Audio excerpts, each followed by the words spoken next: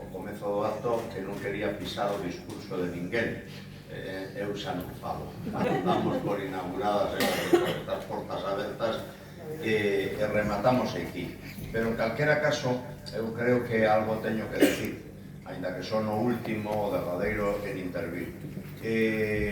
Valdeorras, eu vou centrarme exclusivamente en Valdeorras. Valdeorras, evidentemente, ou en Valdeorras temos de todo para ser un reclamo e un reclamo turístico. Temos patrimonio en abundancia.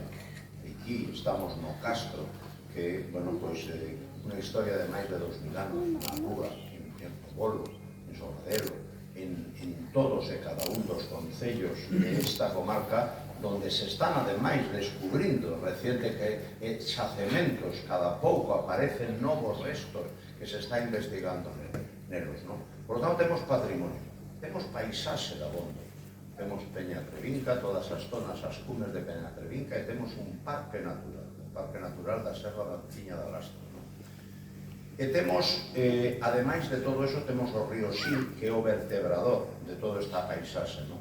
Pero todo eso, evidentemente, alguén ten que moverlo. E hoxe está demostrado que quen move o turismo por determinadas zonas de todo o territorio, de todo o país, é o viño, é a gastronomía.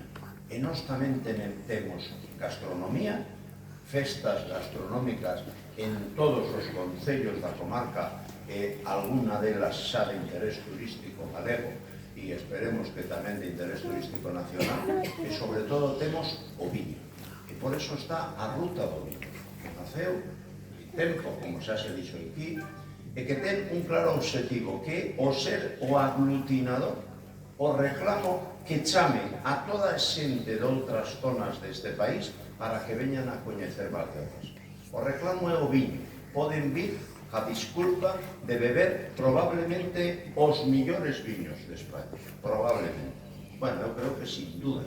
Eu sei que Merelles ten que defender a todas as denominacións de orixe, pero el xa dixo que era de aquí, e por lo tanto espero que ninguén vaya a acusalo na xunta de Santiago e dicir, só falou de Valdeorras, se dixo que o millor vino era de Valdeorras. Pero bueno, é que ademais el se defendería claramente porque é que é certo. Para que non vamos a enganar.